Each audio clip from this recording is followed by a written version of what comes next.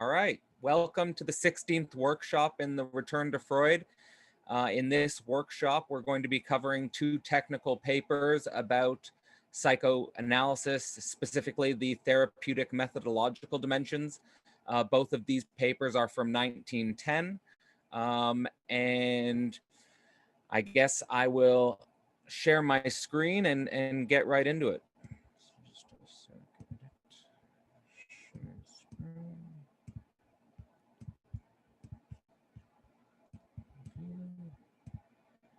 All right, so the first paper is titled "The Future Prospects of Psychoanalytic Therapy." Again, this is a paper in Freud's work from 1910 at around the time when psychoanalysis is becoming more of an institution, where psychoanalysis is becoming more of a social phenomenon.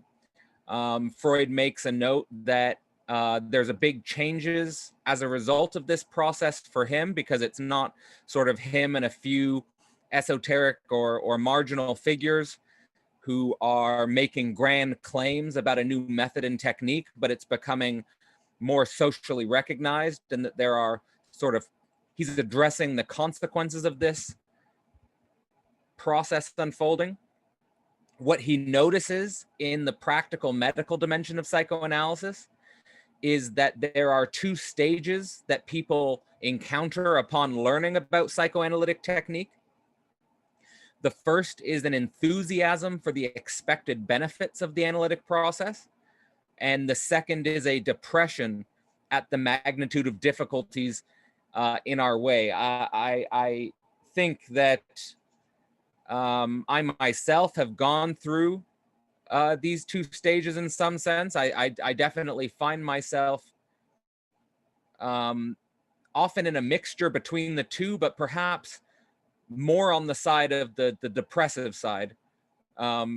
Just because I think the level of the difficulties when it comes to the therapeutic process are immense, and the actual benefits of the therapeutic process are hard won, and oftentimes involving very difficult transformations of identity.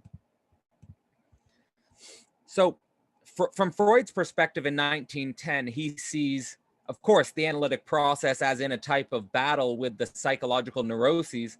That has been the foundation and the stable sort of focal point of Freud's work and the foundation of psychoanalysis. He sees the three main dimensions in this battle as an internal progress, meaning that psychoanalysis as a knowledge, or psychoanalysis as a form of understanding, will continue to make progress. This is, implicit in Freud's type of teleological, perhaps rational enlightenment style or persona. And that he basically equates a deepening of understanding on the nature of the unconscious, internal to the psychoanalytic movement, as one of the ways in which we will continue to basically make a sort of progressive advance as it relates to the psychological neuroses and treating them. Second, he sees increased authority as a huge positive dimension. We're going to get into that and some of the paradoxes with this increased authority. Mainly, he sees that people spontaneously search for and need authority figures and authorization by institutions, and that he sees, the psychoanalytic method in principle as gaining more authority as a good thing. And then three, the general effect of the work is basically saying that as the knowledge of psychoanalysis has a real psychological effect, that this should then transform the basic psyches which are forming civilization. So, here the psychoanalytic process is really involved in the maturation of civilizational psyches. And you can see this as juxtaposed, perhaps, against the implicit progressive teleology of something like science, where the progress is seen in material terms, in sort of naturalist terms, here psychoanalysis is working directly with improvement in the psychological health, let's say mental health. So let's dive deeper into the internal progress dimension. Basically, Freud here divides internal progress between advances in analytic knowledge and a second dimension, which we'll cover in the next slide. The advances in analytic knowledge is basically knowledge of the unconscious. So as we get a deeper understanding of our split psyche, as we get a deeper understanding of the unconscious, basically, okay, so basically saying we know our consciousness, but we don't have a good understanding of the unconscious, which is necessary to integrate into sort of our conscious rational psyches, which are the basis of, for example, Enlightenment philosophy and the natural sciences. So the early work, he says here, and the big transformation in understanding the unconscious is a difference between saying everything, you know, basically speaking your entire unconscious, let's say, versus overcoming resistances, inner resistances. And that is basically the dynamic conflict. Here you see the representation on the right-hand side of the psyche. We're representing here a conflict of mind between the consciousness and the unconscious, and understanding the way in which our conscious and unconscious is in this battle of resistances. So he also says another dimension of understanding the unconscious is that it is in its nature a realm of complex symbolism. You know, I actually have a very strong memory of the dream I had last night. The level of complex symbolism is overwhelming, and also the sexual nature of the unconscious. And I think that this is a really important point, because Freud's pointing out that the core of the unconscious is sexual in nature. And that's why in a recent podcast I did on the difference between Freud and Jung, I really think a lot is lost if we obfuscate or deny the sexual nature of the unconscious, even to the point where analytic knowledge itself is threatened by such a presupposition in some sense.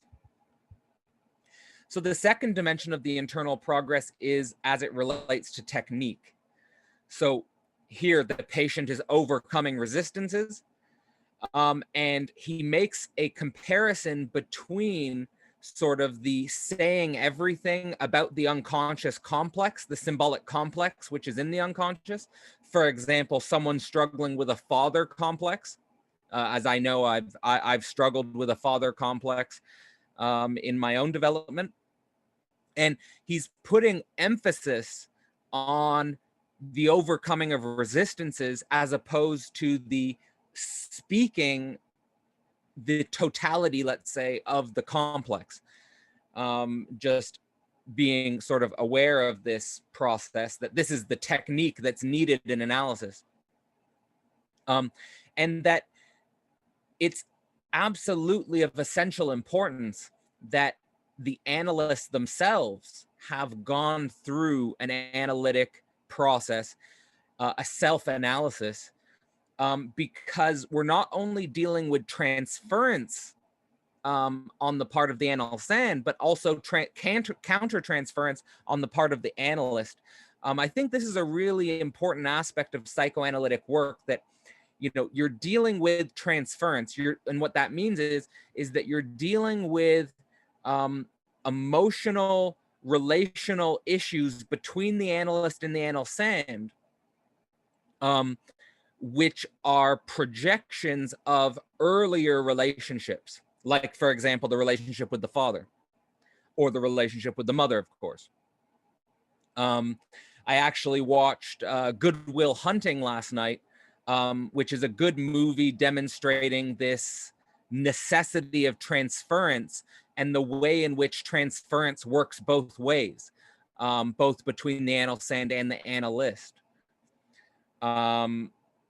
Yeah, so, and also this is a crucial other dimension, is that the technique that the analyst employs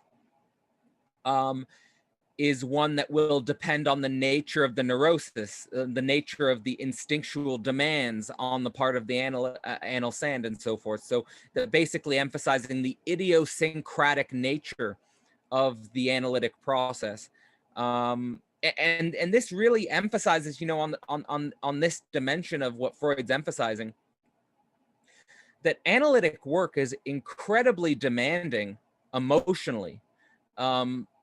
You know, and on the part of the analyst, I would say, the emotional demand on the analyst when you're dealing with many patients potentially, and you're dealing with counter transference on the part, you know, of the analytic work. It's very difficult, emotionally demanding work.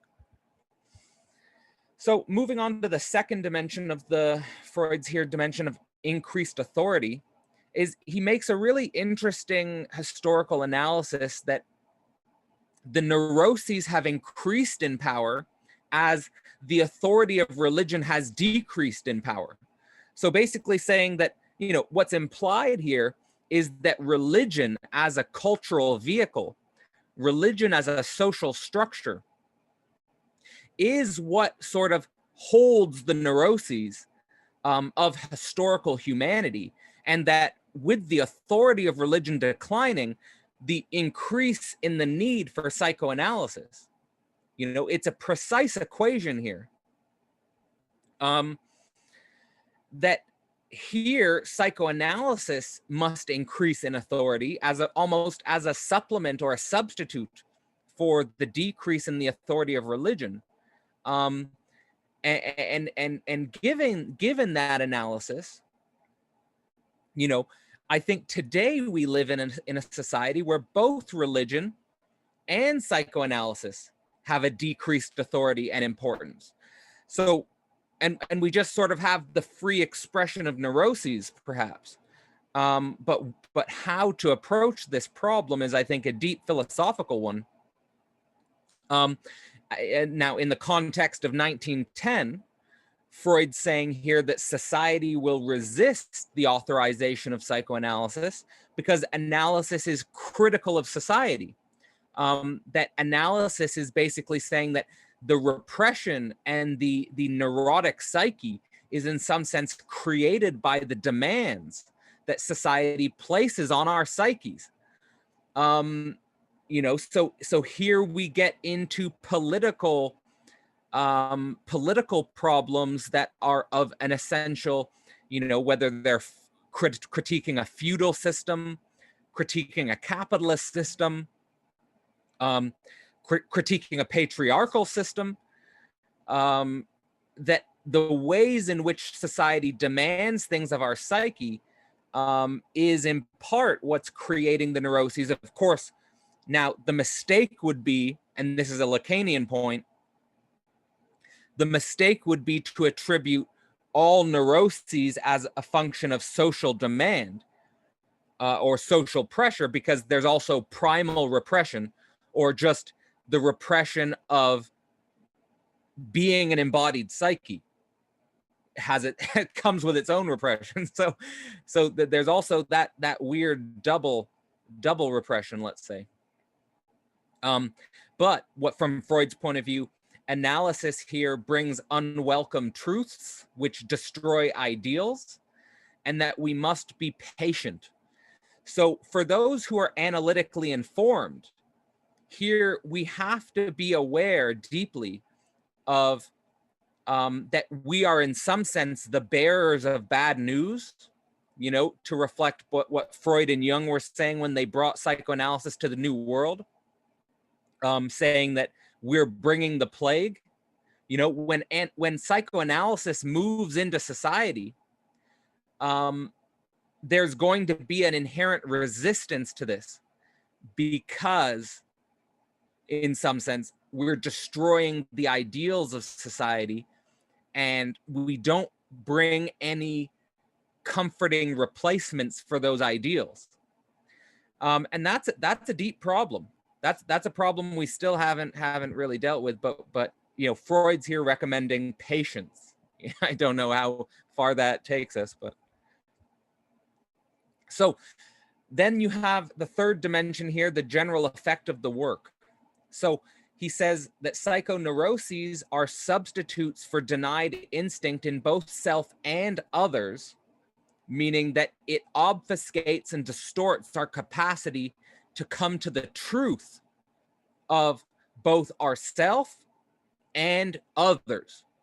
So, basically here, what he's saying is that the social ideals of the civilized persona are psychoneuroses, which are substitutes for the truth.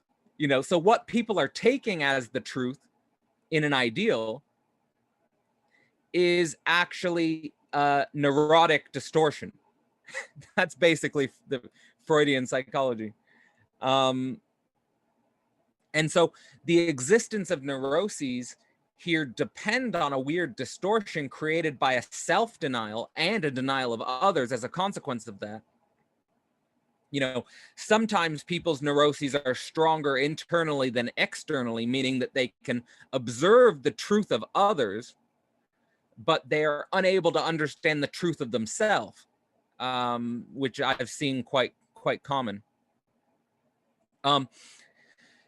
And then saying that the neurotic becomes riddled with behaviors and tendencies, like anxious tenderness, agoraphobia, and obsessive actions, which are masking the truth of themselves. He mentions obsessive actions, for example, he sees as masking evil inside oneself. He says anxious tenderness is masking sort of a hatred and a failed social advance. So it's quite disturbing, actually, to become very aware of the unconscious, because behaviors of others, which actually might be very pro-social in some respects, are in fact masking a darker side, let's say.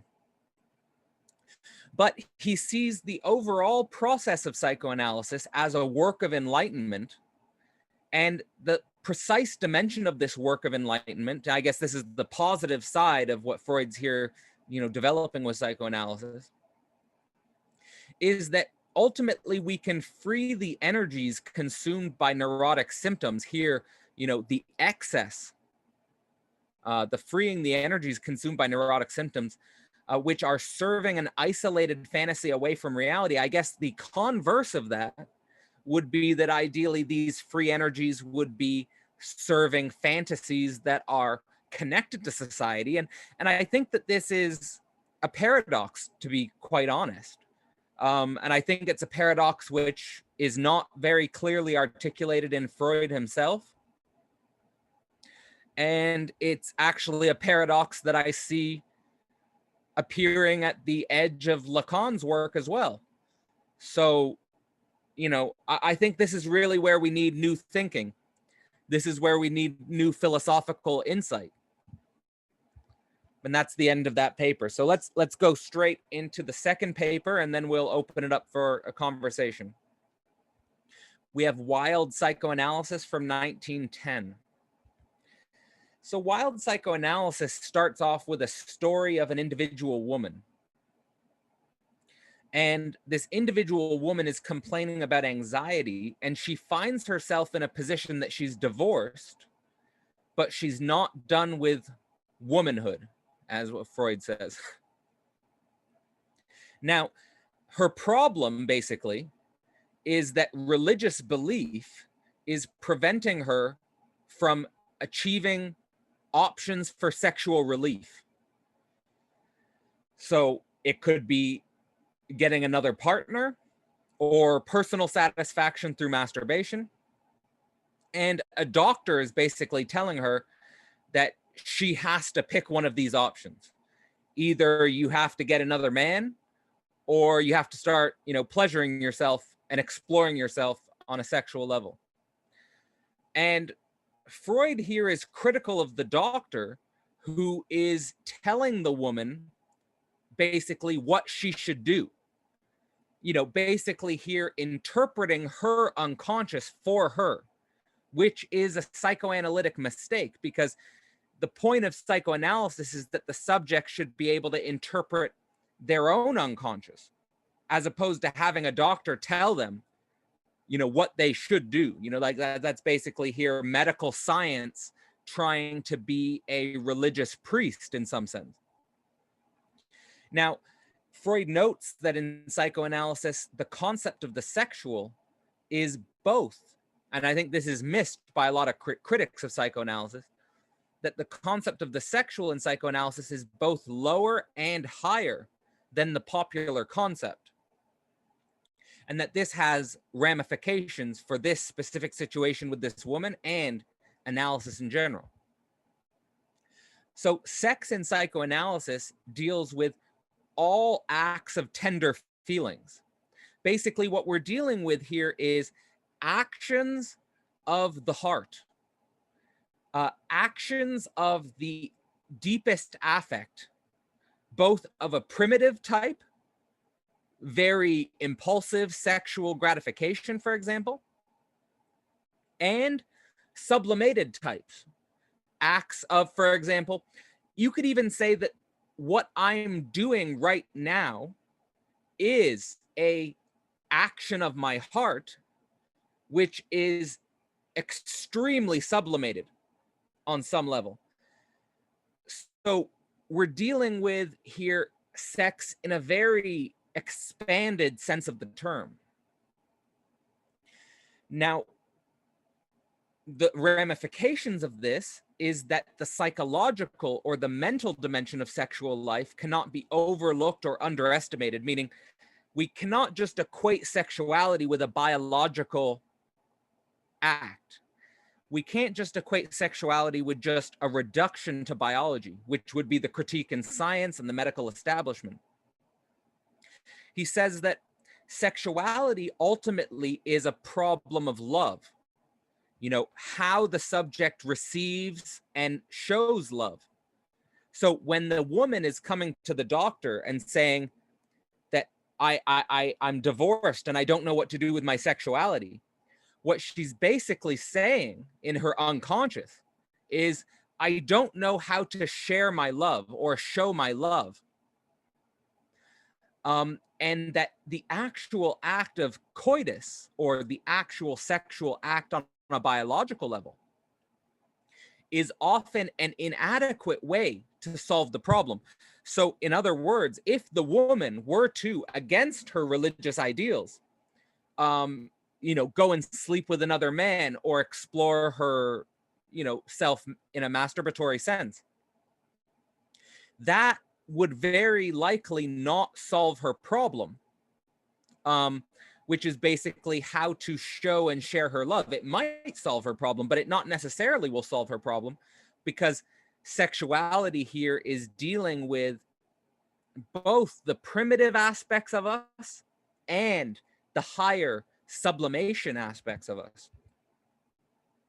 So that's basically why the woman is coming to psychoanalysis, is because there's an inner mental conflict. There's a conflict between her libido, the force of sexuality. That's why Freud's alluding to the idea that the woman is not done with her womanhood. And there's the repressive aspect. There's the aspect of, I can't just share my sexuality just freely or just without care for the deeper aspects of myself or the higher aspects of myself. I need to somehow integrate my sexuality into the totality of my being, which creates an inner conflict.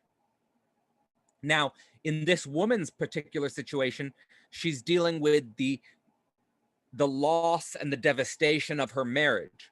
So that structure was holding this conflict. Now, the libido, as we covered, is excessive. It's obsessive. And the repression is over severe. So you have this situation where you have, if you go on the one side, we're just sharing our sexuality freely without any concern for myself or the others. On the other side, you have a severe totalitarian dictator, which is making you cold and rigid and immobile. So you have a real force here of polar opposition. And the neurotic is basically the result of this insane polar opposition. And it makes the neurotic incapable of satisfaction, incapable ultimately to enjoy their life. And that's really what's at stake here for this woman. So let's go back to the divorced woman. What is the alternative to her returning to her husband or finding another love or exploring herself on a personal level? Freud said the point of analysis is that the patient is suffering from an inner ignorance. And that's the unconscious. Now, the doctor was trying to fill her inner ignorance for her. And that's the mistake of that's the mistake of the doctor. That's the mistake of the medical science profession. That the actual psychoanalytic treatment involves, again, connected to the first paper we covered, a engagement with the combat, an engagement with the very polar opposition in her inner resistances to self-knowing. And working with these resistances is necessary because the resistances are responsible for calling the illness into being. So the analysis is trying to undo these resistances. Now, what she will do with herself is a question of her own ethical judgment, but that her own ethical judgment has to be found in this working through the inner conflict. She can't be given the answer from outside, basically. So again, back to the model of the psyche as this split. We have to here think about what are the conditions for someone being ready for analysis. So the subject, in this case, the woman who's getting a divorce, she has to have reached the neighborhood of her own inner repression. And by the fact that she goes to the doctor expressing this conflict, we might presuppose that she has reached the neighborhood of the inner repression, so to speak. On the second level, there has to be a sufficient attachment to the analyst. Basically here, going back to the first paper, the transferences and the work between the analyst and the analysand. And that's why analytic work is so difficult, because you can't just throw some esoteric, you can't just throw like, I don't know, like tarot cards or magic stones or whatever the, spiritual technique is to get rid of basically the transference relationship. It's the transference relationship which is really central. And here we come to the point of this paper, which is that wild analysis here is, for Freud's point of view, quote unquote, clumsy procedure. That wild analysis is basically trying to engage with a pop psychoanalytic understanding without the technical understanding of what it takes to actually go through analysis. And from Freud's point of view, what is required is a great amount of time, a great amount of sacrifice, and a great amount of labor on the part of both the analyst and the analysand. So difficult work, basically. So that's the end of this. That's the end of these presentations. Thank you guys so much for your attention and your own time. But I'm gonna stop sharing my screen now, and we can discuss this in detail. Thank you for a very enlightening and clear presentation. I can confirm that there were no mistakes this No time. mistakes. Yeah. Yeah, please do. You know how I think about you, Carol? I think that you are like our Dr. Jacoby from Twin Peaks event series. Oh God. So sorry for the comment, but yeah. But yeah, I love also in like this paper how Freud is, I mean, the popular like resistance for Freud in mainstream psychology is always the standard one.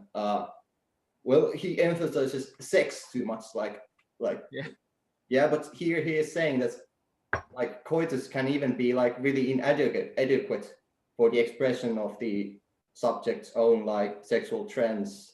And what I was thinking about immediately was like, well, just witness the pickup artist scene. Yeah, something like that. And also, it failed. It failed ultimately. Yeah, I love how Freud is also like emphasizing the kind of like it cannot be learned from books, and it cannot be just you just observe some like concepts and try to make some kind of like intellectual theory about it. And yeah, I think that's I think most immediate like most easiest connection would be the like some kind of like Nietzschean amoralism. And but I personally I like to like think about it more from the like speculative philosophical like point of view. Right. Yeah, I can definitely go with you there. I think it's a really important point that you made here about a very common reduction of Freud is that he just makes everything about you need a little more sex or something like that. I've heard that so many times, in fact, by great minds. Like I actually studied, for example, Ludwig von Bertalanffy's work, who's the founder of general systems theory.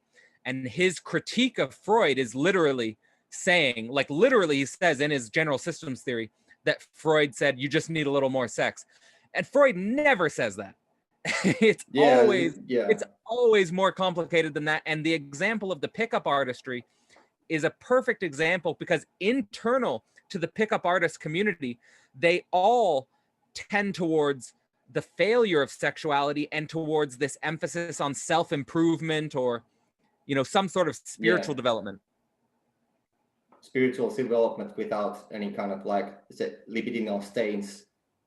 Yeah, and here is Freud. He's emphasizing the way that the therapeutic procedure it requires that you actually go and see the actual people who do it. I mean, it cannot be carried out as like a theoretical investigation. Yes, like he says, for example, that you can't cure yourself by reading a lot of books and listening to a lot of lectures. Yeah. Basically, what I would like ask at least about is this notion of like transference. How do we understand the notion of transference in this? Since it's so important. Yeah. And also the very notion of like resistance also.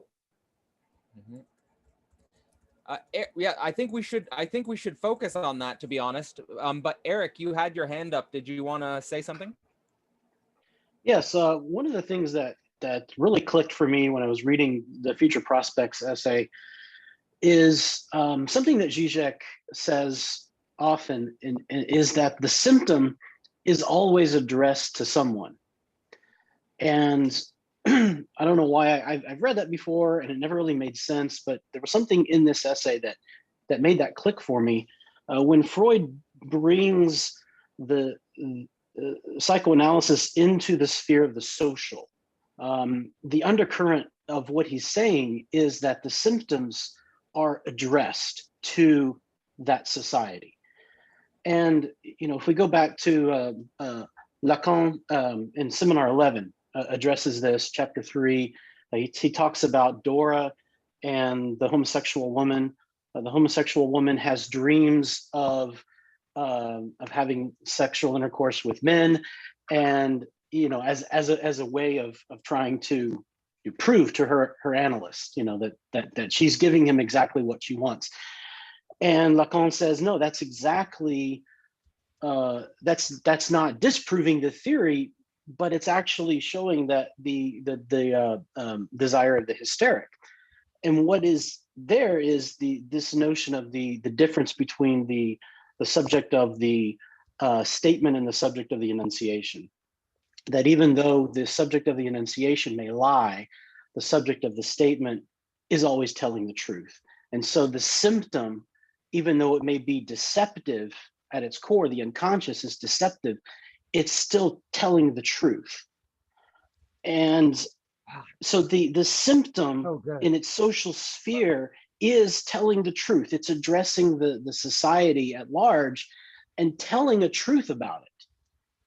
It's reflecting it in some way. And, you know, in Freud's day, and he even kind of says this about a previous time, you know, when people were having visions of the Virgin Mary and so on, the society at large produced a lot of neuroses, a lot of repression. People were repressed in various ways. And this, I think, you know, we can apply this to our own day, our own various cultures. And I mean, we have Western culture. I believe, and this is to kind of take it to a bit of a tangent, a different level, something along the lines of Jacques-Alain Miller's notion of a general psychosis, that we are leaving an age of the predominance of neuroses, a society that produces neurotics, and into a society that is essentially producing more of a psychotic structure. And so that the symptoms that we see from society, QAnon, the Capitol riot and so on, these kinds of symptoms that we see are telling the truth about our society. They are addressed to our society, and that's something that we can pick up on and begin to build upon that philosophically. Can I just note that I also was thinking of how Zizek articulates the notion of symptom in exactly the same way as Freud does in the first paper here.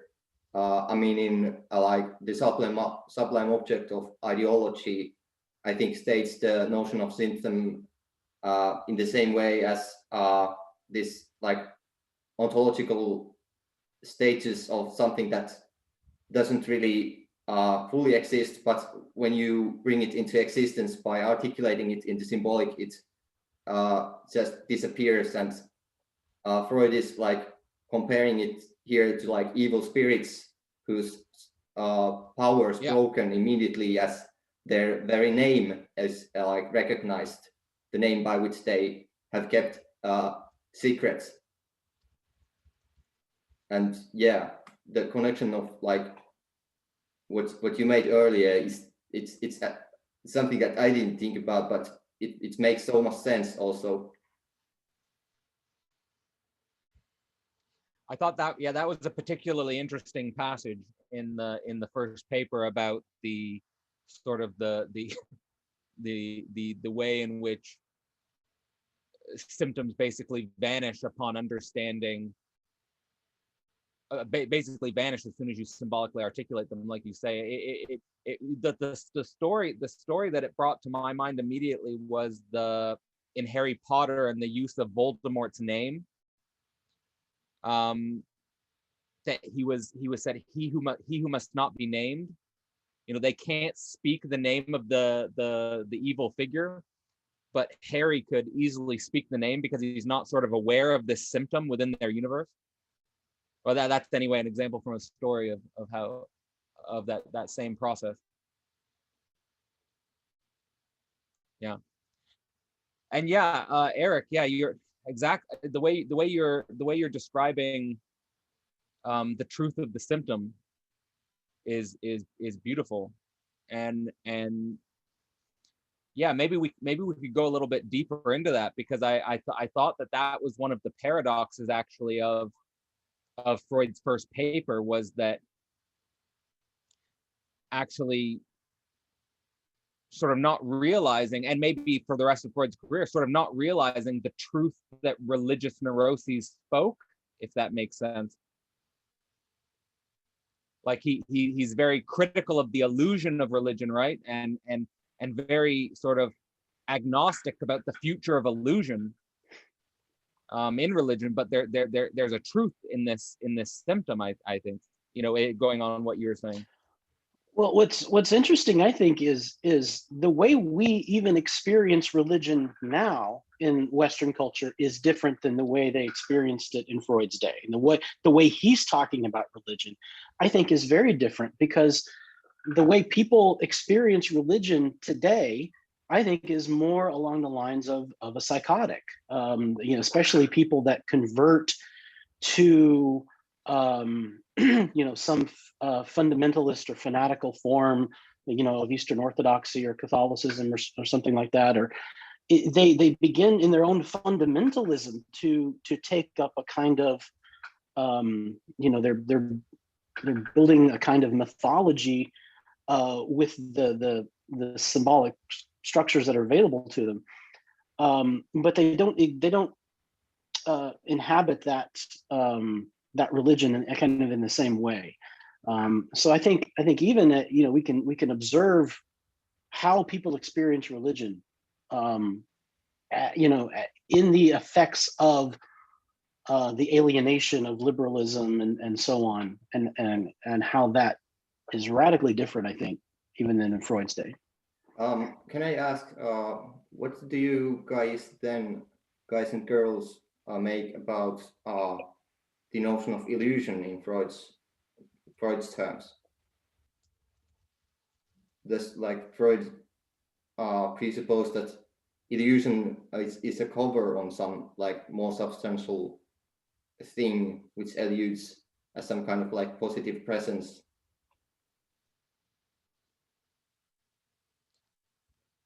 Yeah, I don't know if you have what comes to my mind is that one could have, like, the standard, like, Buddhist or the Western Buddhist type answer, that we need to see that illusion as illusion and just perceive the reality as it is without the illusions. Yeah, well, I'm taken by, you know, like, I have, for example, one of my co-authors in Sex, Masculinity, and God is basically a practicing Buddhist, and he always refers to the world as samsara, meaning illusion, and kind of renounces it and withdraws from it. But like the perspective of psychoanalysis seems to me that you have to have a type of, like, traversal of illusion, like traversing the fantasy, but then a redoubled illusion, that you become more, you own your illusion, you own your fantasy, but it's more conscious, it's more well thought through, like you're not being controlled by, like, the illusion of some primordial mother, for example, or primordial father, and I don't know, you're science fiction, or maybe some kind of notion of love and it's about eros love is like crucial here, and I think that we should probably connect to how Lacan in his first seminar, lecture 8, talks of how the driving force of, like, psychoanalysis, as Freud states, is transference, and the really crucial thing is that it is like an artificial phenomenon, and it's not some kind of, like, spontaneous, like, love that is just experienced in one's, like, ordinary life or anything like that, but still Lacan states that they are on, like, the same very plane, or in the psychic they are equivalent always. Love is like love, and he says that, like, even if it's somehow illusory, it's still love, even if it's, like, artificial or something. It's a super interesting point, precisely because I'm calling to mind now that one of Osho's critiques of Buddhism is that they lack the fire of love. And in that sense, like thinking about love as, and a lot of people actually, when I went to some Buddhist temples, I felt like the cause of the subject as monk or the subject as nun was a failed love. So like they found the illusoriness of love and they recoiled from the world. And basically this withdrawal they found to be preferable to engaging in the illusoriness of love. But I wonder if a more mature subject who has been in touch with the deepest parts of himself could not still come back to love as illusion. I would bring this back to the notion of authorization, specifically that we're talking about earlier, and the notion of the subject supposed to know. And I think one of the problems that Freud is dealing with here is we don't really have the conditions properly for the transference, because we don't have the authority to be the subject supposed to know. And what that brings to my mind, and to connect it back to what you're talking about with the Buddhist monk, is the notion of Hegel's unhappy consciousness, where you have to have this mediator, this other, this priest, that enables you to sacrifice that the changeable contingent part of your consciousness too. And it is that action which is the condition for reason, which is the next part of the phenomenology. And so if we could see the analyst in that position of the mediating other, of the priest, of the unhappy consciousness, that is in a sense a necessary step for reason then to get going. Otherwise, you're in a state of this unhappy consciousness that that goes through the stages of the stoic and the skeptic, withdrawing from the world and so on. And so, yeah, I think that the position of the analyst here is very important. Yeah, I love how you connect this topic to Hegel. I mean, Freud says that the very success or effectiveness of the therapy itself, it's something that cannot just be instantiated in one individual. It must occur equally within the whole community, or in the what Hegel would call the Geist. And in that sense, are we going to the point where we can give a kind of critique on analytic method? Like if you're saying it has to be the whole communal effect, because that just the fact that psychoanalysis has a sort of low status in our contemporary society, and the fact that it takes so much work on the part of the analyst to go through I was reading about like Freud, he would have patients coming to see him constantly. There's this constant chain of patients. It seems impractical on some level for the level of the unhappy consciousness. Didn't you make that point in that podcast that you referenced, which I thought you did an excellent job, by the way. But if I recall, you made the point that the analytic practice is so difficult, it's so time consuming, it's difficult for the analyst and the analyst, and there's the economic issues. Absolutely. And I think you even made the point that we need to make it socialized.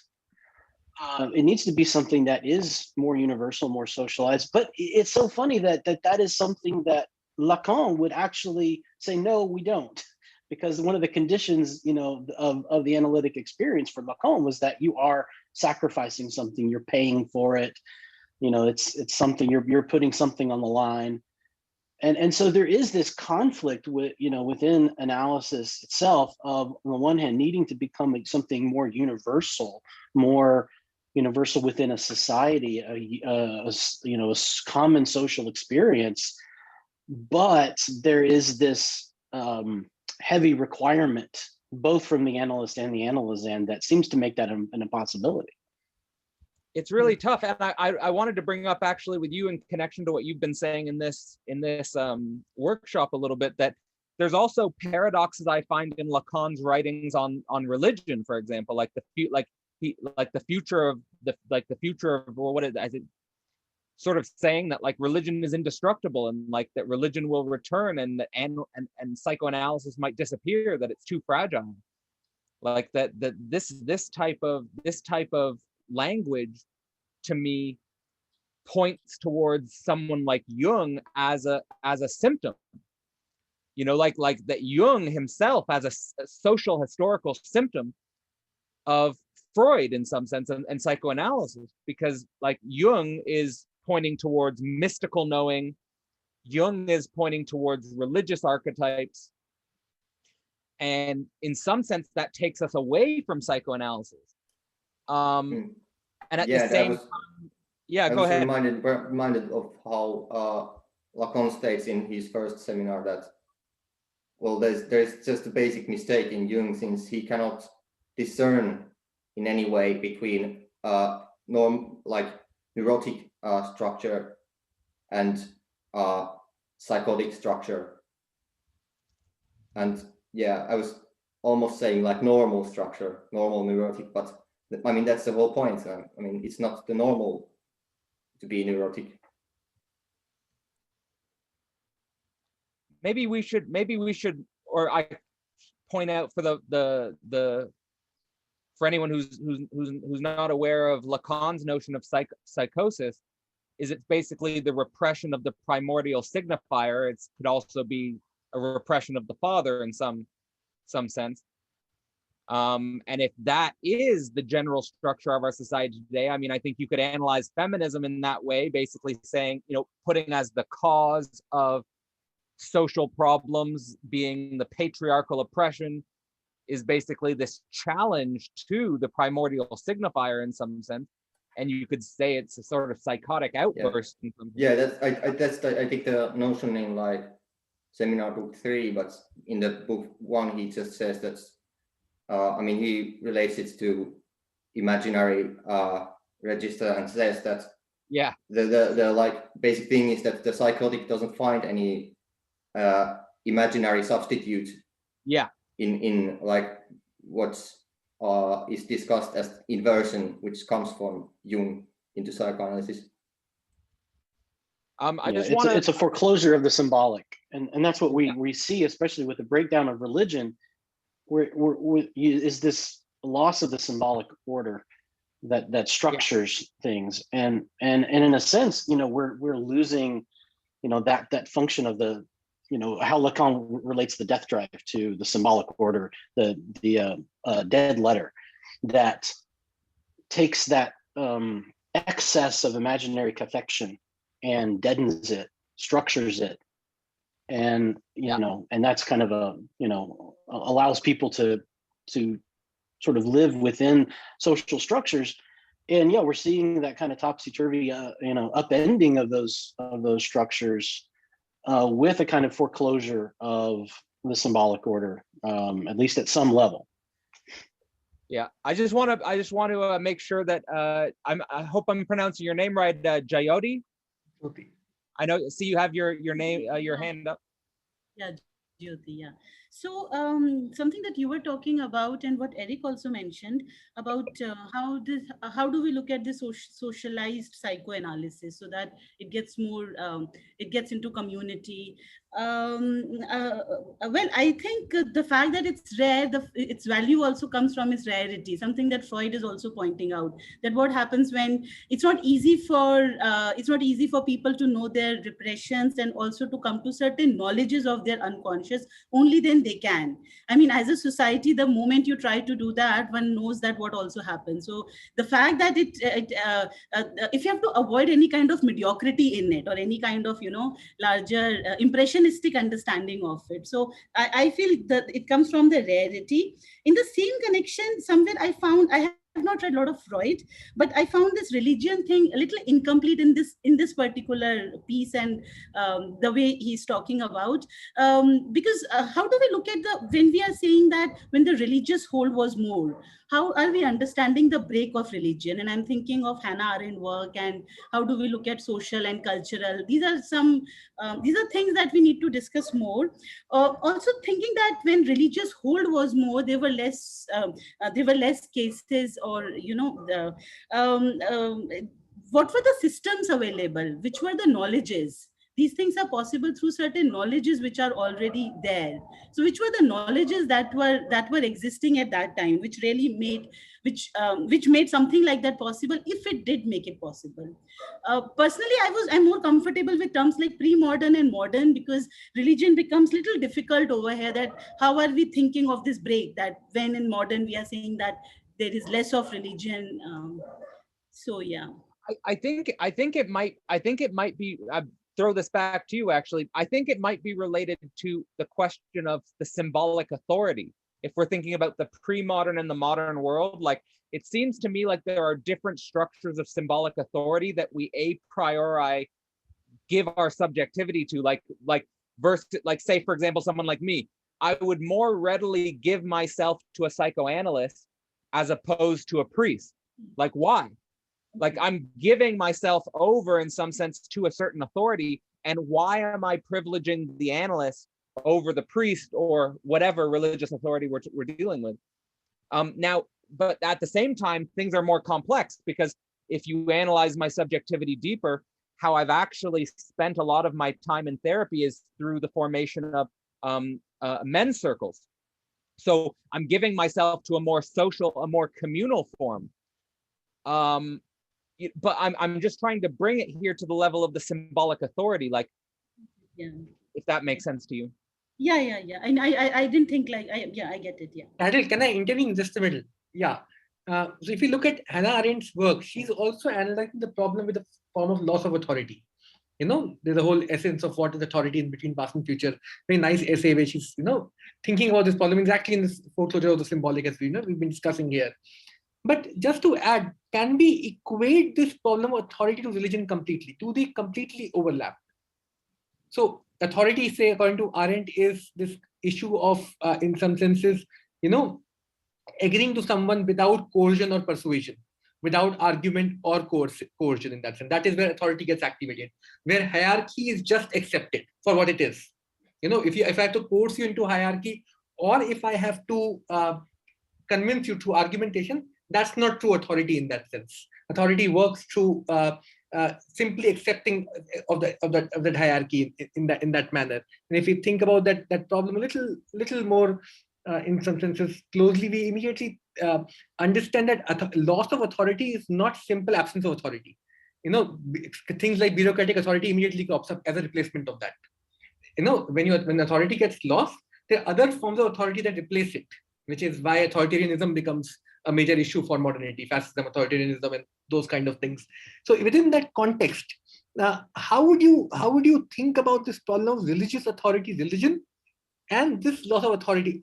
We both know they have certain common causes for sure, but are they completely overlapping categories, or is there something else which we need to sort of think about to merge them together? As Jyoti's question, I'm sure led to the same kind of a problem. Yeah, I would like to just say that I think that's a really good question to ask in this connection. And well, the basic, like one could say, even the axiom or the starting point of Hegel's philosophy, beginning from phenomenology of spirit, is this very like problem of authority. which can be stated in terms of problem of modernity itself, in a sense. And in Hegel's view, this culminates in the argument between the positions of like faith and enlightenment. I mean, this is the very end of his phenomenology of spirit, but I would just like to say that it's a good question to ask here. And I think that you stated it really nicely, the whole structure.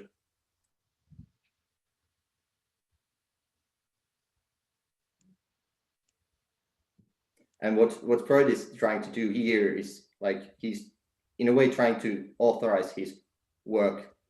Isn't that like the basic starting point of his paper here? And yeah, I can just sort of reflect on this because it's bringing up some things for me about the way I relate to authority. Is that whenever I'm starting a project or whenever I'm sort of releasing sort of content, there is a part of me that's searching for some other to validate it. And my experience in the last few years has just been this repetitive falling into nothing, that there is no one to there's no one to validate it.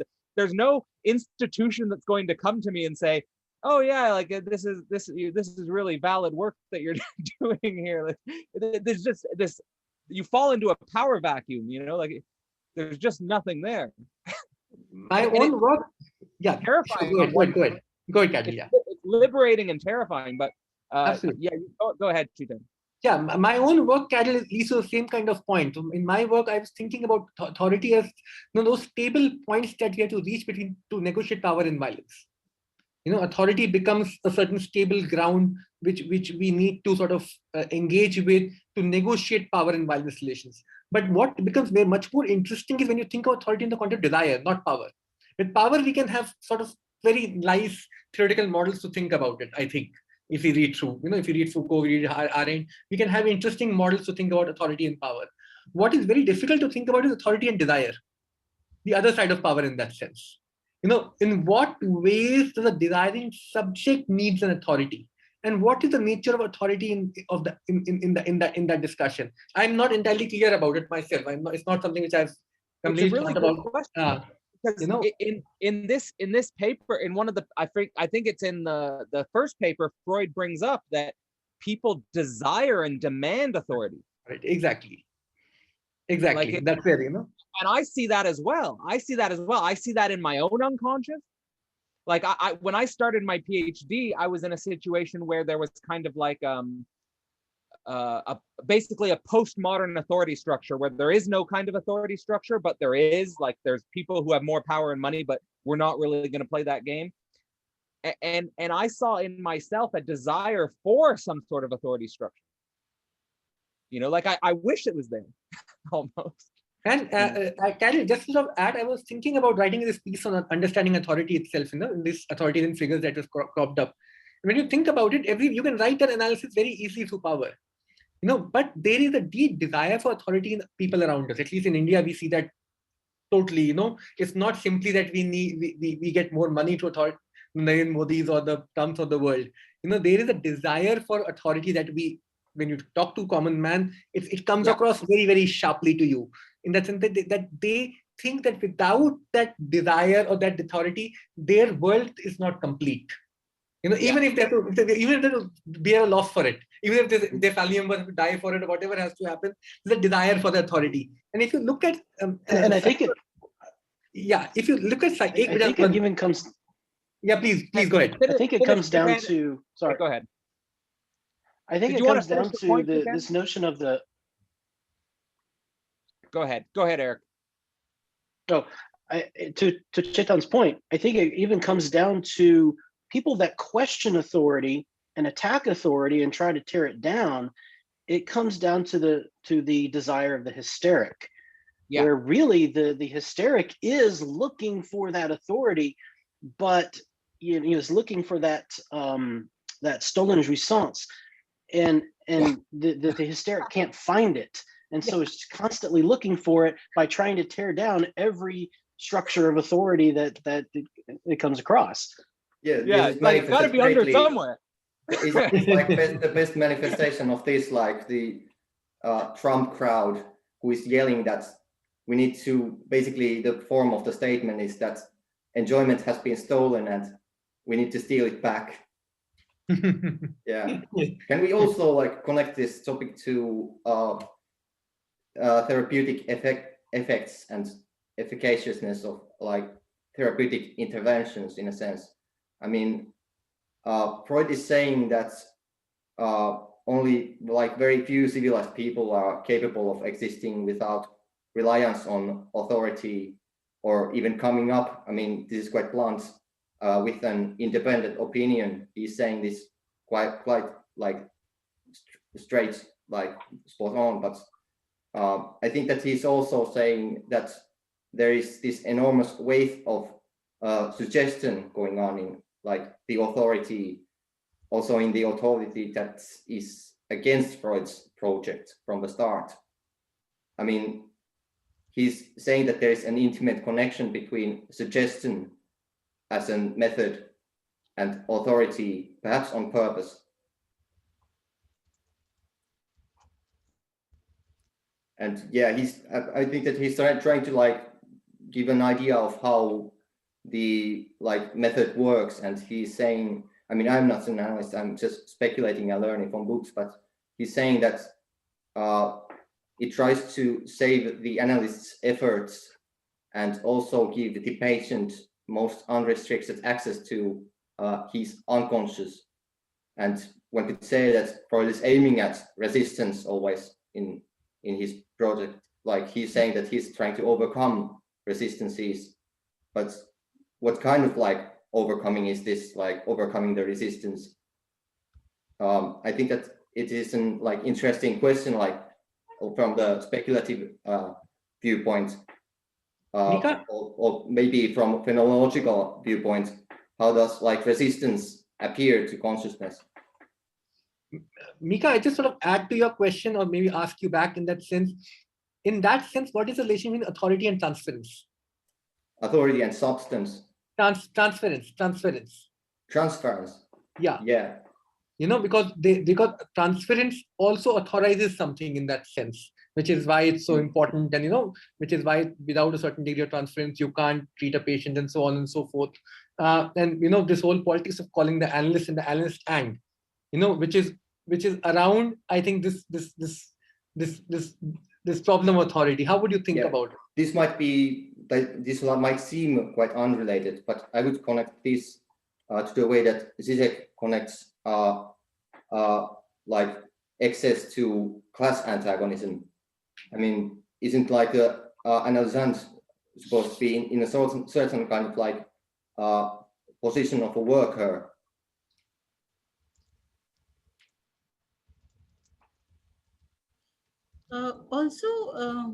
Also, can we somewhere think of here the bureaucratic work that Chetan, you were just talking about? Because then we can also see that when we are talking of psychoanalysis, trying to do what religion or what had been happening, we can also see this bureaucratic work, or what Weber will call rational legal authority, short-circuiting what psychoanalysis might have been able to do or could do.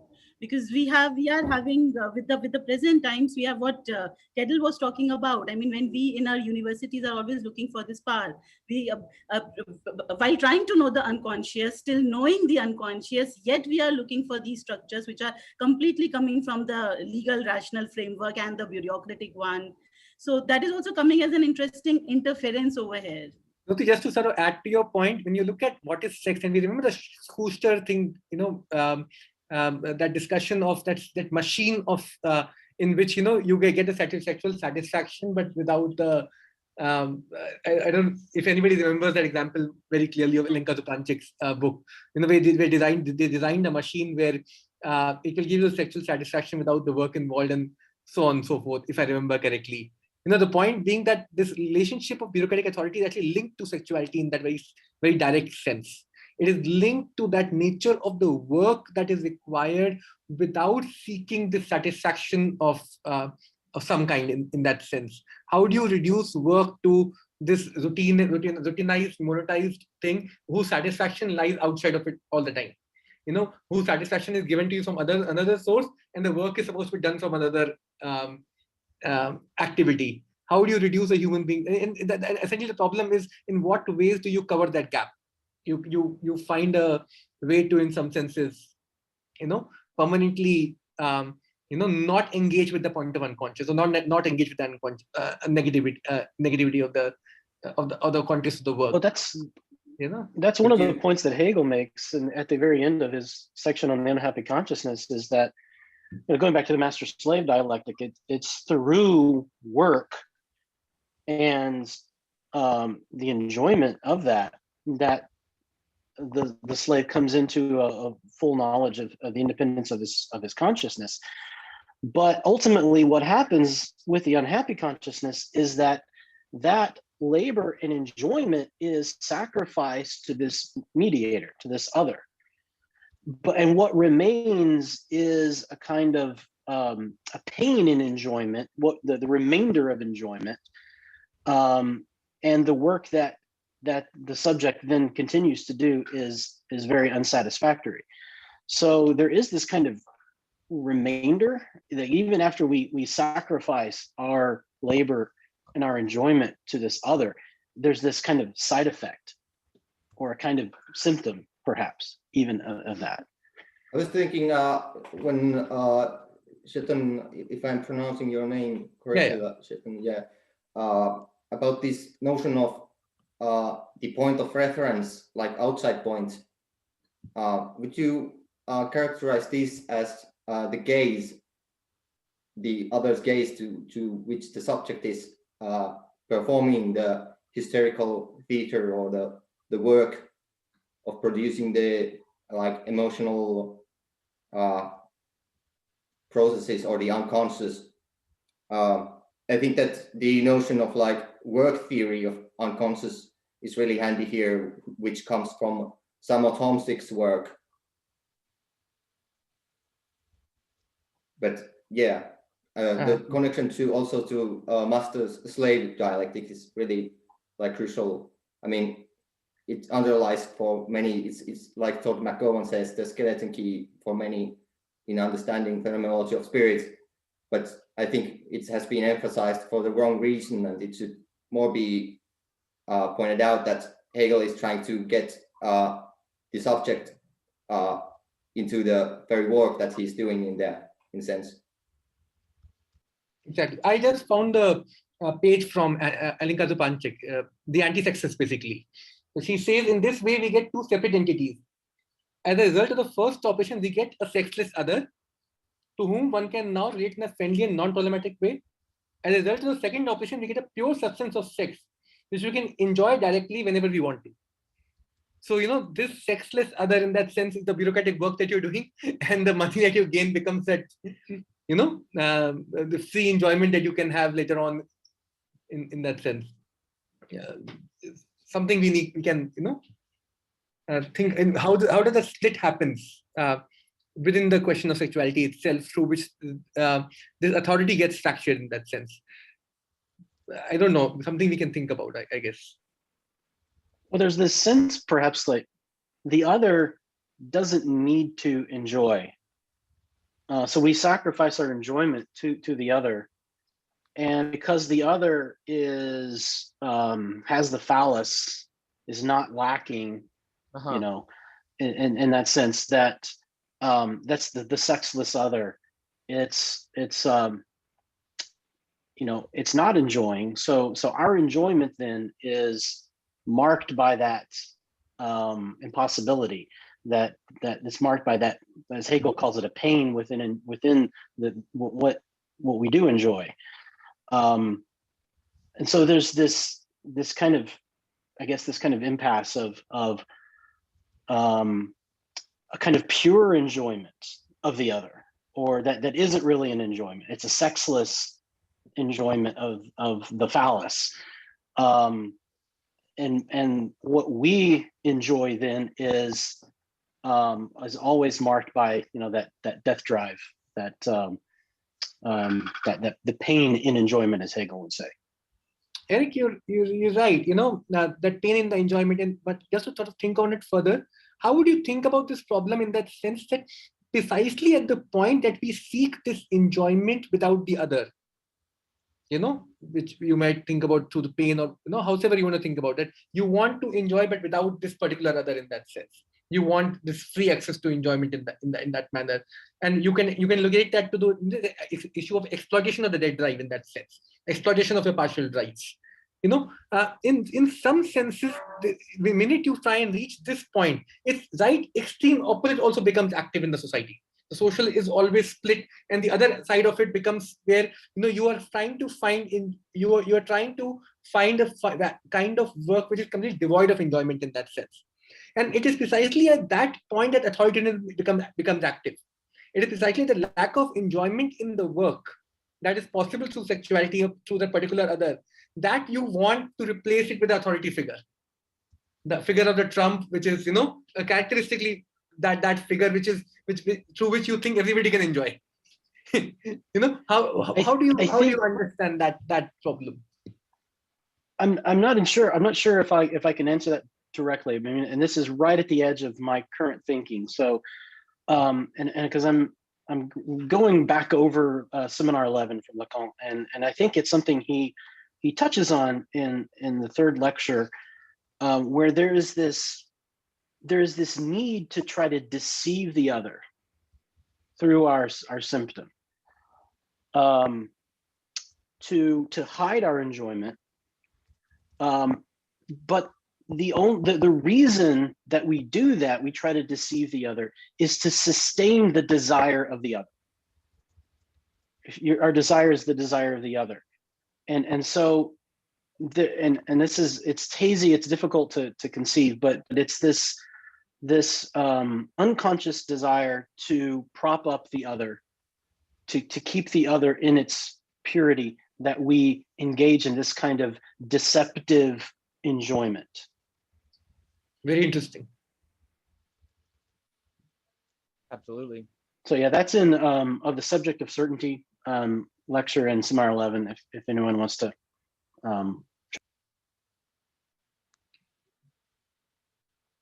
This actually gets back to the problem of enjoyment in politics that we've not able to think about. How do you construct a politics out of in some sense structure without ignoring the problem of enjoyment in that sense? And left doesn't have a way to think about it. I don't think we actually have a. Well, that was the real power of Trump, wasn't it? Because he, as the politician, was also enjoying it. Absolutely. He was this pure subject of jouissance, and that was the real power of it. Because if you look at the other political figures, what do they really they're trying very, very hard to not enjoy. That's really the American Democratic Party in a nutshell, is this: no, we are not enjoying this at all. Whereas the envers, the reverse of that, the other side of that, is this this very enjoyment that comes out of the populist movement, and it tries to assert itself, in a way against that non-enjoyment. But to make Zizek's point, about the critique of ideology, is you need that obscene enjoyment in order to prop up the other of the ideology itself. The question then becomes, how do we bring back the claim on enjoyment in our politics in that sense? I mean, it's not an easy problem. It is a very, very deeply psychoanalytic issue in that sense. But how do you bring back that claim on enjoyment in your politics, in your work, in your, And that is, I think it takes us back to Jyoti's initial point, and even Cadell's and Vika's point, this question of social structures sustaining some kind of psychoanalytic insight. I was gonna say that's where that's where I was just making a connection as well. Yeah. Is it the whole politics of sexuality? I mean, in Zizek's view, aiming at the very destruction of their whole project, if you take it to the end. And here is Freud also saying kind of the same thing in the first paper, since he says that the effects will not be limited to the concealment of the symptoms, which incidentally it is often impossible to carry out, for this necessity for the concealment destroys the use of being ill. I mean, if their whole project would be made into symbolic, then this would make it completely unnecessary. In what way it would become unnecessary, Vika? I mean, that's the point of making it symbolic. Like, articulating the symptom, it would ontologically stop to exist in a sense. In a sense, the project of communism also brings back to the same problem. You look at the left liberal politics. I don't know if you'll agree with me or not, but the left liberal politics is structured in a manner where this enjoyment is by necessity blocked. In that sense. Or how Todd McGowan says that leftism is, in a way, enjoyment in the non-belonging, like not being able to belong, whereas rightist politics is based on the recognition of an enemy, an enjoyment which comes from that. Absolutely. Which is why we try and find that enjoyment in in spaces which are in some senses deviational from this structure in that sense, because the structure is built on that premise. And any kind of communist imagination in that sense, whether it's Zizek or is an imagination of trying to find enjoyment back into your politics in some one way or the other. There's a quote from Freud which I just cannot resist reading in here because it's so like pertinent for this point. I mean, the quote goes like follows that the success with which the treatment can have in the individual, it must occur equally within a community. He says that sick people will not be able to let their various neuroses be known, their anxious over tenderness, which is meant to conceal their hatred, and their agoraphobia, which tells of disappointed ambition, and their obsessive actions that represent self-reproach for evil intentions and precautions against them. And if their relatives and every stranger from whom they wish to conceal their mental processes, Freud says, know the general meaning of such symptoms, and if they themselves know that in the manifestations of their illness they are producing nothing that other people cannot instantly interpret, the effect, however, will not be limited to a concealment of the symptoms, which incidentally it is often impossible to carry out, for this necessity for concealment destroys the use of being ill. That's the whole quote for the earlier part that I gave. But yeah, sorry for hoarding the airspace so much, but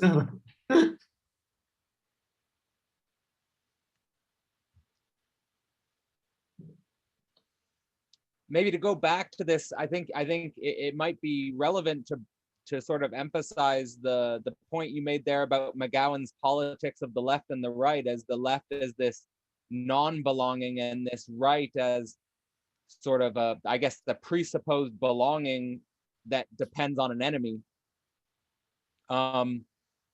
It strikes me as that like what's at stake in politics with such a structure is really the whether or not the human spirit belongs here at all. In some sense, like the left is basically, universalizing that we don't belong here, and to get some enjoyment out of that. And the right is sort of presupposing sort of like a homeland, like when you think about like the caricature of the right-wing United States nationalists, they have a type of, almost a childlike fantasy of the homeland, but that is also sort of mirrored by many other national right-leaning political organizations. Not sure what to make of that, other than that I recall Zizek saying either the future will be communist or there'll be nothing.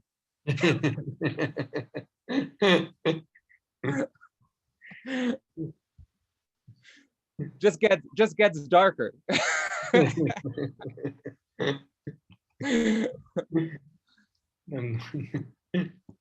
I don't know. There is something in the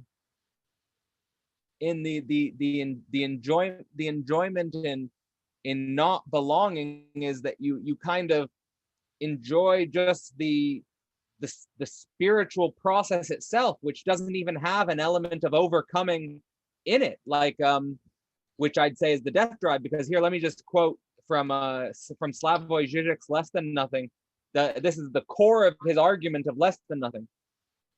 He says, "Eper si muove, and yet it moves, should be read in contrast to many versions of the overcoming of the drive." And I could go on, but just that it's sort of this eper si muove, this movement of the death drive, is against this notion of overcoming. You know, Freud's here situating the resistances and the overcoming. You know, like that in some sense, when you reach the level of the death drive, you're beyond this overcoming of the resistances and so forth. But Cattle, I'll just sort of add over there, you still extend the dead drive. There is still this issue of extension of the dead drive. You can't simply accept the dead drive as it is. There is still that limited extra thing that is added to the dead drive, which means you have to extend it. It has to find new paths. If it only finds one direct path, it's over. You're not life anymore. Life has to find new ways to die in that sense. So you still need to extend it. You still need to find new ways to die. You know? Yeah. It's actually, I know I bring it up too much, but it's just because it's such an interesting example for me. Is if you think about Osho's embodied movement, he was kicked out of the United States because he didn't belong. And now his whole project was to die. And then so he moved to South America. He couldn't stay there. Then he moved to India. And he couldn't. And then he just slowly died there. Right. but just thinking about this extension of the death drive, that you have to extend it. You have to find new ways to die. Yeah, that's where life is in some sense. Yeah, that's where life notion that's it still moves. I mean, in like the religious like setting, they would see the Virgin Mary, and today we might not believe in the same way in this phenomenon. We might be like tempted to say that, oh, it's just an illusion. I can see it through how there is no Virgin Mary, but still this like substitute formation would come in our case for this movement. And Freud is saying, saying that the symptom of the hysteric might be constructed only in relation perhaps to some kind of like social setting where the religion would have this like figure of Virgin Mary, which they would see, and in the political scene they have perhaps other figures that might include this avowal of the subject of the effect. But it's enlightened, like Sloterdijk says, it's this enlightened cynicism, which Zizek utilizes in his like early work, the ideology of cynicism. Yeah. But the very basic point is that this structure still moves in us even. Yeah. No, it's a good point. Easier perhaps in the religious times to manifest in a sense. Well, I think so. Like this point you're making, like I think it's a good one. Like, so because you're using, I feel like a concrete example of something which, if we go back to the first paper, Freud might mark as like a psychoneurotic illusion that will be destroyed by unwelcome truth. But again, there's this, it keeps moving. The eper si muove, like the illusion is still somehow a representative of the social truth, as like Eric was bringing up in the beginning, and like that sort of, to me, points in the direction that something like marriage is sort of like a very useful illusion, and a very perhaps truthful illusion for certain subjects. I mean, in some sense, it even embeds itself. I always thought it was interesting that marriage embeds itself against the background of death, which I think to me gives its legitimacy. like until death do us part. I think where marriage loses its legitimacy is in the modern context, where divorce becomes just like, I don't know, changing a job. Here is the question again that I made earlier. What do we make of the status of illusion? Since there is, I think, the very cheap, or perhaps one could say naive, tendency to associate illusion always to some kind of like unreal, whereas the whole point of like Zizek's early work, and I think it's based on Lacan, that the real is the illusion. It isn't like real is not opposed to like reality.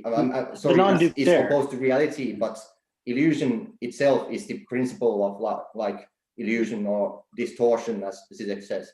See, reality always needs a constitutive fiction to emerge itself. We all, Lacan, Zizek, and they all would agree with that.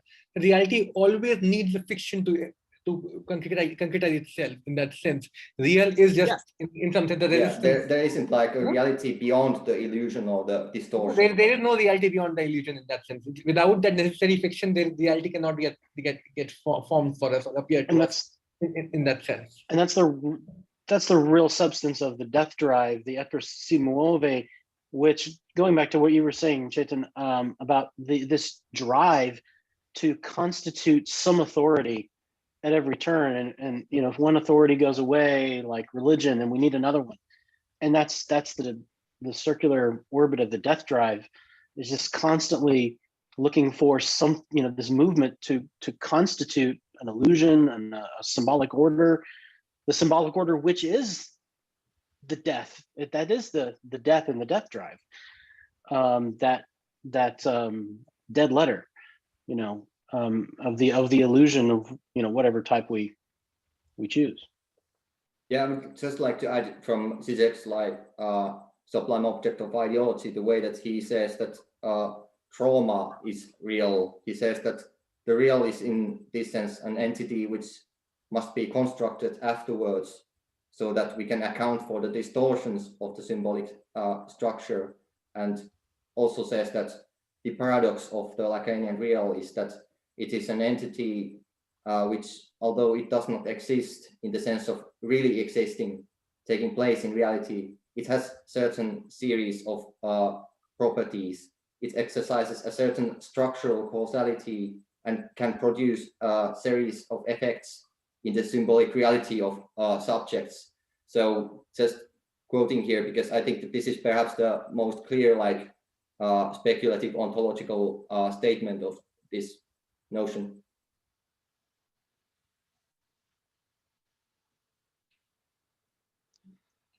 I think there's so much. I'll let you go to them, but there's so much at stake in this.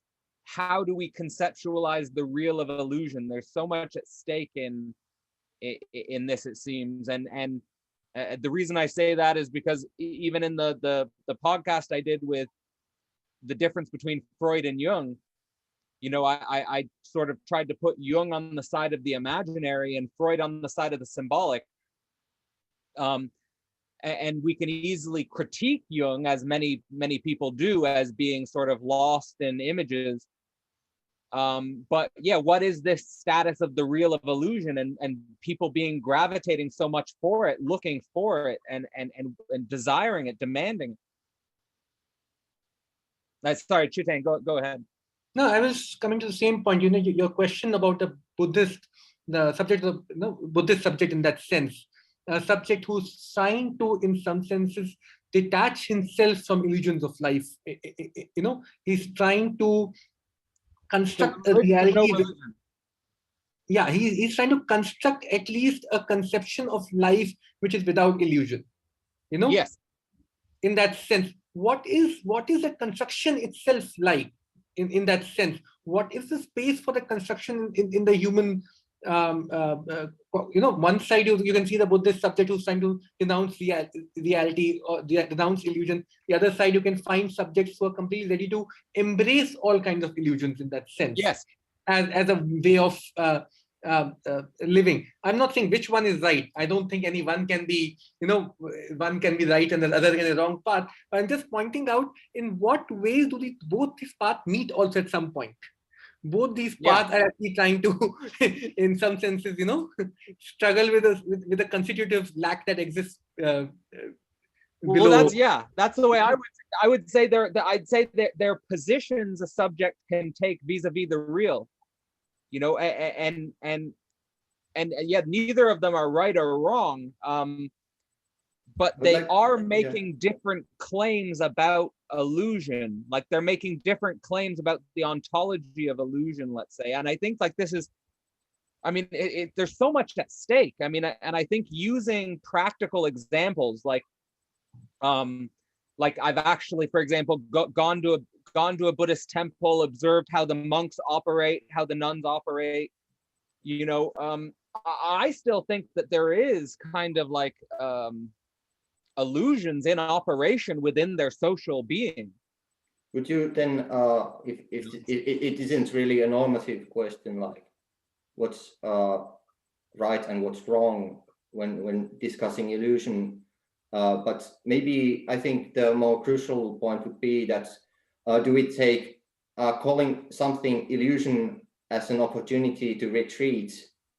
And here I would say that it's wrong to just be naive and suppose that pointing out the unreality or illusory nature of something allows place to like make a retreat, since I think that there is efficacious or effective, in the sense of it moves even if you don't believe it.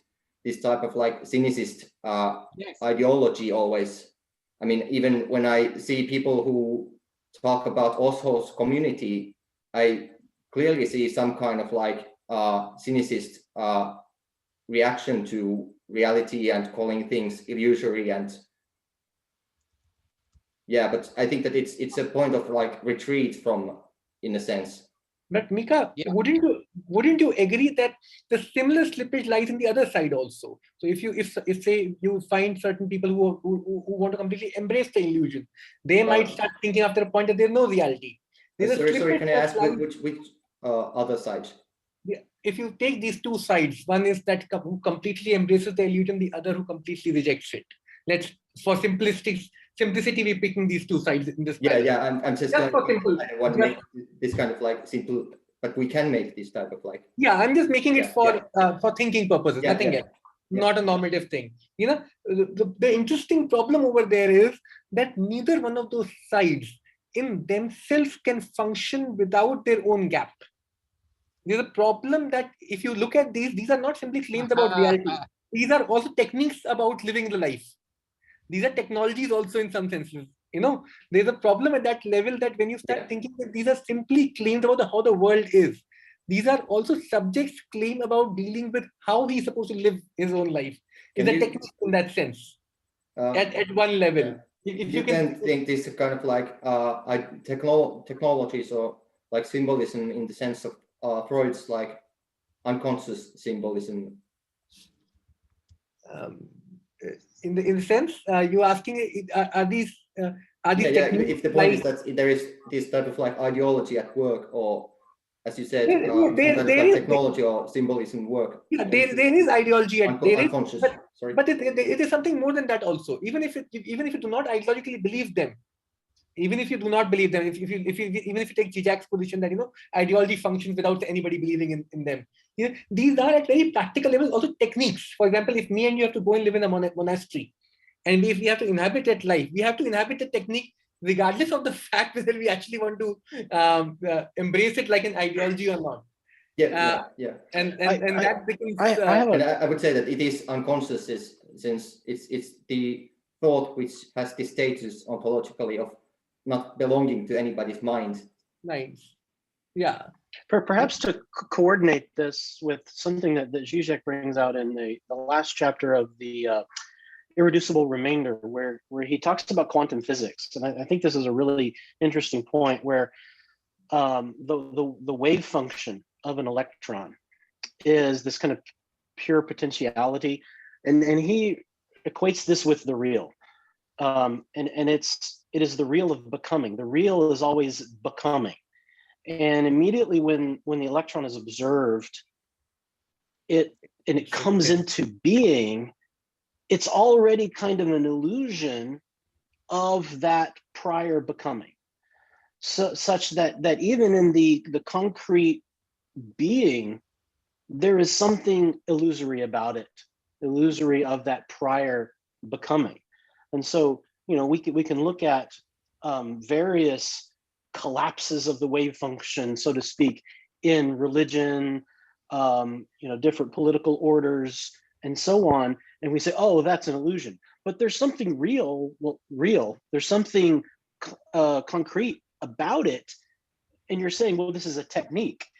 Yes, and that's what I mean. It's a technique to, even in its illusory nature, there's something, it has an essence to it. And that essence is something that is hearkening back to the real. The real is becoming within it, even if it's illusory and it has, certain elements that are false or destructive or whatever. Yeah, talking about physical particles, I think it might be interesting that Lacan gives the metaphor in Synth-Home lectures of the real as in the movement of particles in light, in photons. And he says that if we think of light as the movement of particles, the real is not on the side of the infinitely growing high degrees of the particles, but rather it's on the zero side. He says that it's side on the absolute zero, since there is a 0 point for the movement of particles, and it's the absolute, I don't remember how much Fahrenheit, but something like 272, if I don't remember incorrectly. But yeah, basically the idea is that the real is not the hot flames, but it's a kind of, like Lacan says, the cold flame. But Eric, just to ask a question to you over there, if you look at this question of spin and quantum physics, when you observe the particle takes a spin, and the experiments done where you know that when observation is made in one place, particles, you can know the spin on the completely other place and so on and so forth. Yet we know that not all observations lead to the same spin. The spin changes depending on where you observe it, how you observe it, and so on and so forth. It's not that observation leads to similar collapse. There's a different kind of collapse taking place at each observation. I hope it makes sense. So that interests me. That is where we know that there is something about reality that cannot be captured through its very fixed outcomes in some senses. How do we think about it? Would you have something to I don't know. I'm just kind of I also think we're emerging in this place of thought. We're pretty far away from the papers as well. Yeah. So sorry. Yeah, we can. Well, I don't think we are necessarily, because what we're talking about is are these very authority structures. What is the nature of these authority structures that we are giving up and trying to recover? Giving up we've lost the authority structure of religion and the power of the Marian apparition. And Freud posits psychoanalysis is kind of coming into its place, but we've seen time and time again the failure of that very hope. Yeah. And so we have to ask the question again with Freud: what is the future prospect of psychoanalysis? And what we have to come back to is always this this coming into being of a something that is always going to fail. Yeah. In its very in its very nature as coming into being. It's always it's always in its very coming to being. It's a failure of its potentiality in becoming. Yeah. Exactly. Yeah. Thank you for tying that in and tying that back so well. I think that it makes me think again that, like, Freud emphasizes in these papers so much the technique, and He even said, saying basically wild psychoanalysis is clumsy technique or clumsy procedure. And I emphasize many times that we need to be experimental and creative with method, because although I am very much grateful for and believe that we should continue to extend the psychoanalytic method, I also see that its limitations are also real and problematic in some dimensions. And however we approach the problems that are coming up, at the end of the day, we're dealing with enormous psychological problems that are coming to the core of our society and ripping the core of our, the fabric of the illusions no longer function in the same way that they did. So I think that we need to think about new ways to basically explore the split consciousness, whether that's through circling, whether that's through certain forms of what we're doing now in some sense. But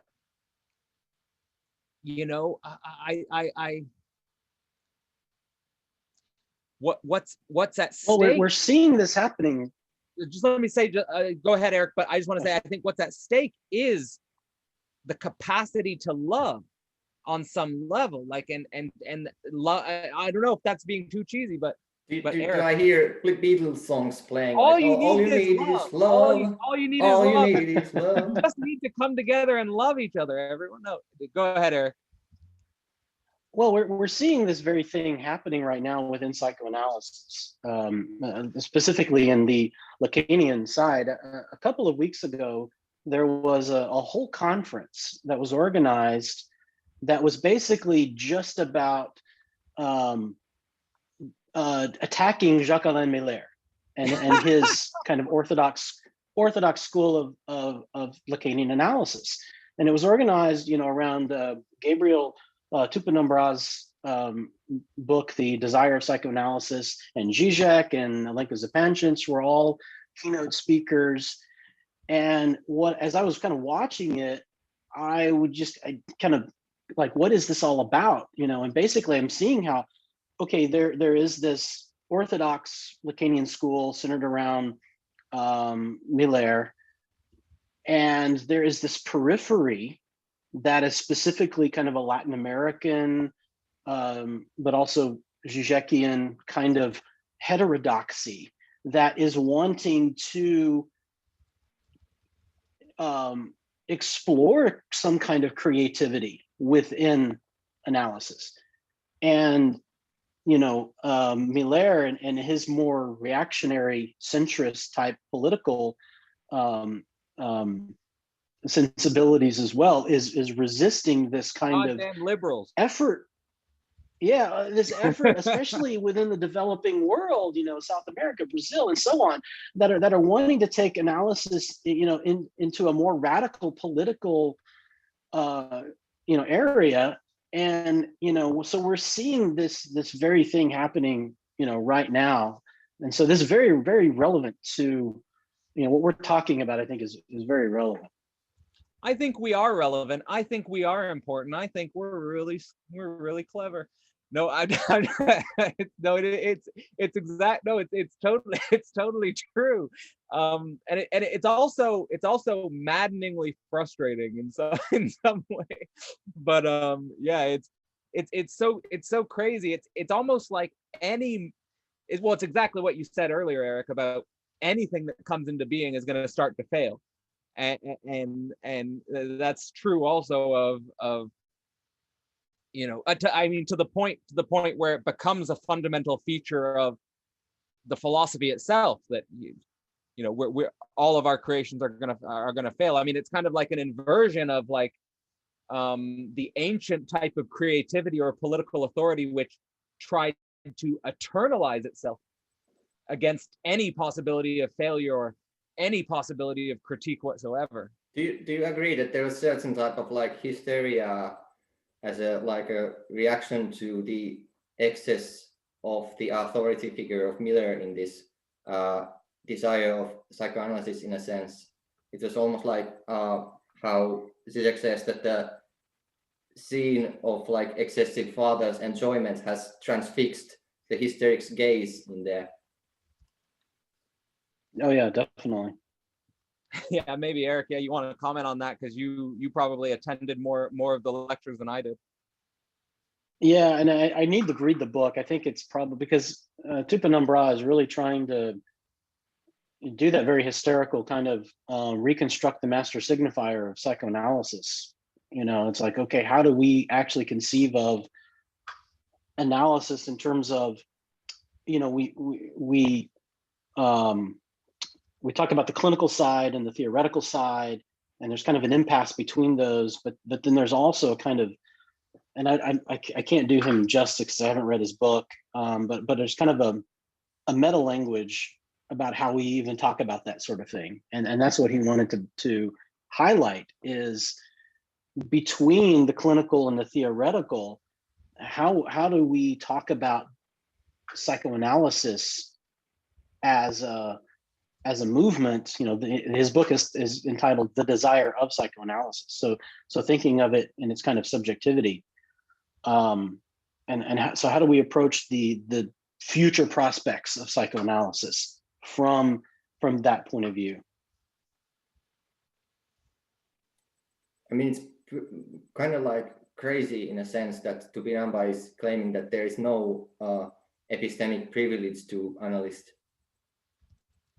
It's in a way like giving the whole like foundation away from his project in a sense, but I don't know if you agree.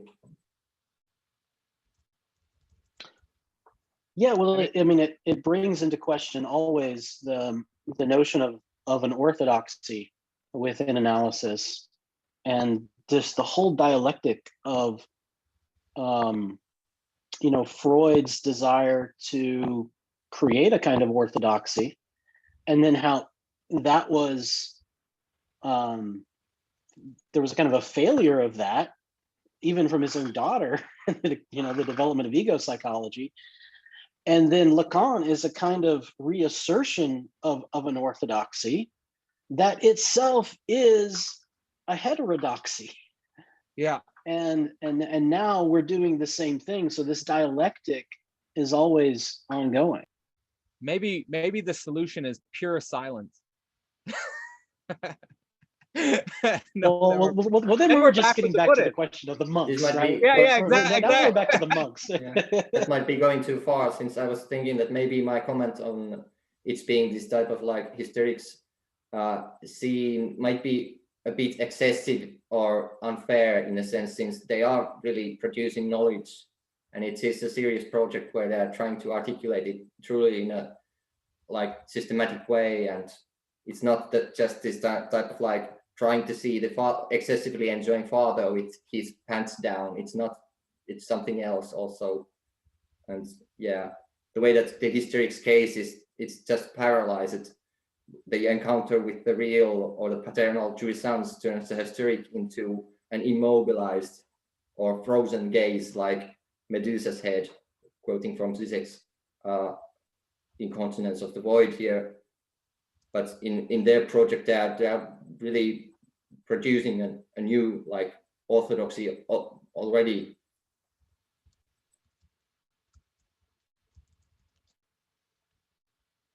I thought it was interesting about, like, you know, going back to the one of the theses of the desire of psychoanalysis, that part of this orthodoxy is apparently kind of, you know, paradoxically a Lacanian meta language in the four discourses.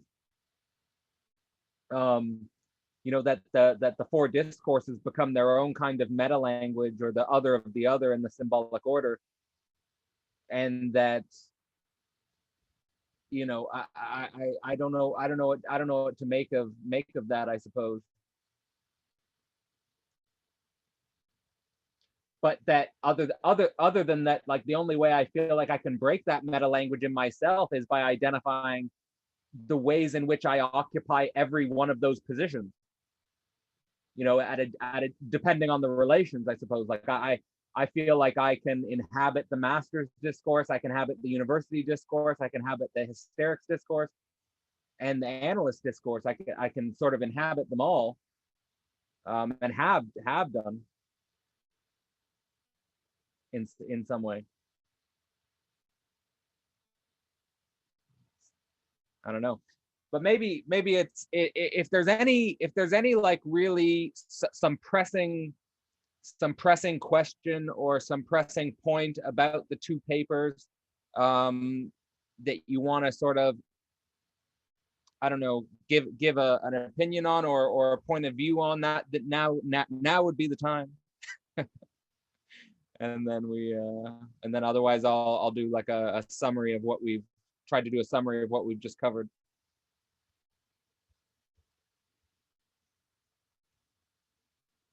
But yeah, engaging discussion as always. I guess then I will just do a summary for all of you and the viewers online. We covered two papers today originally, the future prospects of psychoanalytic therapy and wild psychoanalysis. In the future prospects of psychoanalytic therapy, we were basically going over how Freud viewed the future of psychoanalysis as depending on internal progress related to better understanding the unconscious. Having psychoanalysis become a type of authority in society, replacing religion in some way, and then the very effect of analytic work having a positive benefit as it relates to the freeing of neurotic energies in isolated fantasy. You know, where that takes me is basically, you know, people through understanding their unconscious, integrated in some way with their rational consciousness, and that has, you know, through transference processes, being able to engage in transference processes with others, and that has some sort of generative phantasmatic effect where you would see a new type of imaginative being come into being. Like that's where it sort of takes me in some sense. And then finally in wild psychoanalysis, we had the sort of focus on how the analytic procedure can be misused and abused and simplified, where someone has a type of pop psychoanalytic understanding, but still doesn't understand the technique of how to engage in a transference process. And ultimately the understanding that every subject needs to come to some understanding of their own unconscious in order to love, basically. And that, you know, the pop psychoanalytic notion that you just need to free up some libidinal energies and mess around, even if it's against kind of some sort of deep inner conflict that's going on, is a misrepresentation of analysis. And you know, I guess really goes into some of the importance of learning the technique and not sort of abusing the powers of transference, which are really the foundation of intimate relationships in general, in some way. Yeah, so that gives us a coverage, and then we went into deep metaphysics, I think, with a lot of the conversation. So thank you all for attending and for your participation. And I will, as usual, put out a notification in about a week and a half for the next event, and hope to see most of you there. So thank you. Thank you, guys. Thank you. Yes, thank you.